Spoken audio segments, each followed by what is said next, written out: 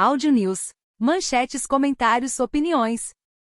Revista Oeste. Petista dá aula para juízes do TRF-4, que condenou Lula a 17 anos de prisão. Em nova decisão, TSE caça mais um deputado bolsonarista. CGU e AGU. Decisão de Toffoli sobre multa da Odebrecht não suspende acordo com governo. Israel afirma que 1/5 dos reféns estão mortos. Ministra da Saúde culpa calor recorde e chuvas acima da média por aumento dos focos de mosquito da dengue. PIB pode surpreender positivamente no primeiro trimestre, diz Campos Neto. STF anula provas obtidas a partir de dados preservados em contas eletrônicas. União Europeia desiste de corte de uso de defensivos agrícolas. Rachadinha. Fux manda PGR se manifestar sobre quebra de sigilos de Janones. STF derruba a lei que permitia porte de arma para agentes socioeducativos no Espírito Santo. PSB formaliza a saída do maior bloco da Câmara dos Deputados. Não seremos intimidados, afirma Transparência Internacional, alvo de Toffoli. Pinheira vira alvo da mídia com narrativas anti-Bolsonaro após ter morte confirmada. Lewandowski faz visita de cortesia à Lira, depois de ausência do deputado em sua posse.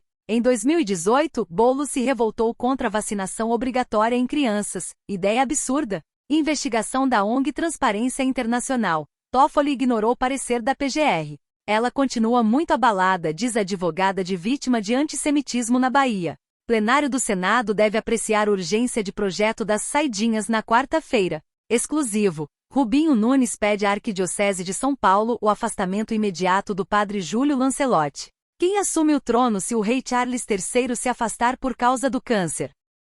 André Gepp, médico brasileiro que sofreu busca e apreensão pela Polícia Federal durante o Covid, recebe o prêmio de melhor cientista do mundo. Em meio a centenas de americanos, canadenses e europeus, o prêmio de contribuições para a pesquisa científica de excelência vem para o Brasil para o Dr. Flávio Cadegiani, indicado como um dos melhores cientistas do mundo, recebido dia 2 de fevereiro de 2024. Não tenho como agradecer por tanto, gente.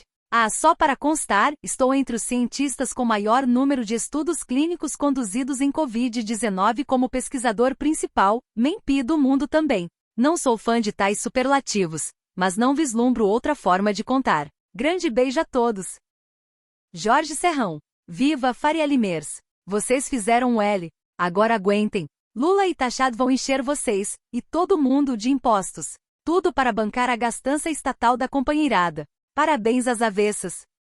João Luiz Mauad. A pergunta que deve ser feita é: por que o governo não começou a importar a vacina japonesa ainda no primeiro trimestre do ano passado, quando a epidemia deste ano já estava no radar, como amplamente divulgado pela mídia? Quantas vidas teriam sido poupadas? A indefectível Daniela Lima passou boa parte do seu programa matinal de hoje fazendo ginástica passapanista e procurando pelo em ovo para tentar justificar a decisão absurda de Dias Toffoli ontem. Obviamente não conseguiu convencer nem mesmo seus coleguinhas da Globo News. Resumo da ópera: bufa, não basta servir de assessoria de imprensa dos poderosos e divulgar fake news ao vivo e a cores. Tem de chafurdar na lama até o fim. Paulo Cogos. O liberal quer que o Estado forneça estabilidade política da mesma forma que o socialista quer que o Estado forneça estabilidade econômica. Nenhum deles busca estabilidade moral pelo aperfeiçoamento dos hábitos virtuosos individuais. Áudio lembrança do filósofo Olavo de Carvalho em entrevista anos atrás a respeito do Brasil. Agora, a novidade é o seguinte: o brasileiro tem que ser lisonjeado o tempo todo, porque senão ele fica deprimidinho, coitado. Que coisa é essa? Espera um pouquinho, vamos pensar. O Brasil é recordista mundial de assassinatos. É recordista mundial de fracasso nos estudos. Nós tiramos o último lugar no estudo secundário e o primeiro lugar em homicídio. Estaria errado se eu tirar a conclusão que o brasileiro é o povo mais assassino e mais burro do mundo? Não, porque é o que as estatísticas estão dizendo. É isso. Quando nós amamos uma pessoa, o que você faz? Você engana a pessoa, lisonjeia ela quando ela está entrando no mal. Não, se diz a verdade. Meu filho, não entre por esse caminho que você está errando. Nós não temos nada que lisonjear o brasileiro, essa campanha demagógica idiota. O que tem de melhor no Brasil, o brasileiro. Escuta, quem comete esses assassinatos todos? Não é brasileiro? Não se constrói um país sem sinceridade. A sinceridade é dizer as coisas como você está vendo, conforme a informação que você tem, e não conforme você está imaginando. Não temos por que ficar lisonjeando o Brasil. Cissa Bailey. O Trump pediu para que a gente acabe com o boicote a Bud Light. Não. Hard pass. Nem morta. Este processo do Elon Musk, da Gina Carano e de muitos outros contra a Disney será sensacional. Não vejo a hora de começar a Discovery fase. Bárbara. Clesal morreu na cadeia com um pedido de soltura ignorado. Paulo. A atitude da Gina Carano hoje pode se tornar um marco contra a perseguição a conservadores em Hollywood. É tão relevante que eu traduzi a carta. Segue. Hoje é um dia importante para mim. Estou processando a Lucasfilm e Disney. Depois de 20 anos construindo uma carreira do zero, e durante o regime do ex-CEO da Disney, Bob Chapek, a Lucasfilm fez esta declaração no Twitter: me demitindo de The Mandalorian. Gina Carano não está atualmente empregada pela Lucasfilm e não há planos para ela no futuro. No entanto, suas postagens nas redes sociais denegrindo pessoas com base em suas identidades culturais e religiosas são abomináveis e inaceitáveis. Nada poderia estar mais longe da verdade. A verdade é que eu estava sendo perseguida por tudo que eu postava, desde cada post que eu curtia, porque eu não estava alinhada com a narrativa aceitável da época.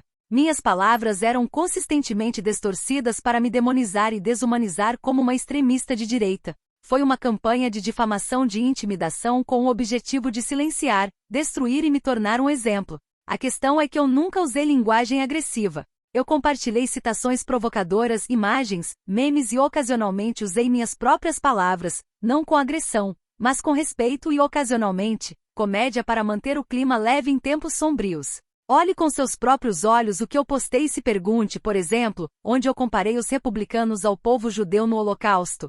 Eu não fiz isso. Pergunte-se por que estavam me chamando de racista, havia algum mérito por trás disso ou histórico disso? Não. Veja por que fui chamada de transfóbica, por fazer barulhos de droide de Star Wars. Bip, bop, bop, era obviamente direcionado aos valentões online e de forma alguma denegria as pessoas transgênero. Será que minhas perguntas sobre máscaras, lockdowns e vacinas forçadas eram ok para serem feitas e para empurrar o assunto para a luz? Deveríamos ter sido autorizados a discutir publicamente esses tópicos naquela época sem sermos assediados ou censurados? Absolutamente. Hollywood diz que apoia a representação feminina e os direitos iguais. Por que então meus colegas homens puderam falar sem assédio, cursos de reeducação ou demissão, mas eu não tive o mesmo direito de exercer minha liberdade de expressão? Artistas não abdicam de nossos direitos como cidadãos americanos quando entramos em um emprego. Eu conversei com todos os meus colegas desde que fui demitida e não há nada além de cuidado e palavras gentis entre nós. Respeito o direito deles à liberdade de expressão e não preciso pensar da mesma maneira em cada questão para ser amigo deles, trabalhar com eles e sei que eles sentem o mesmo por mim.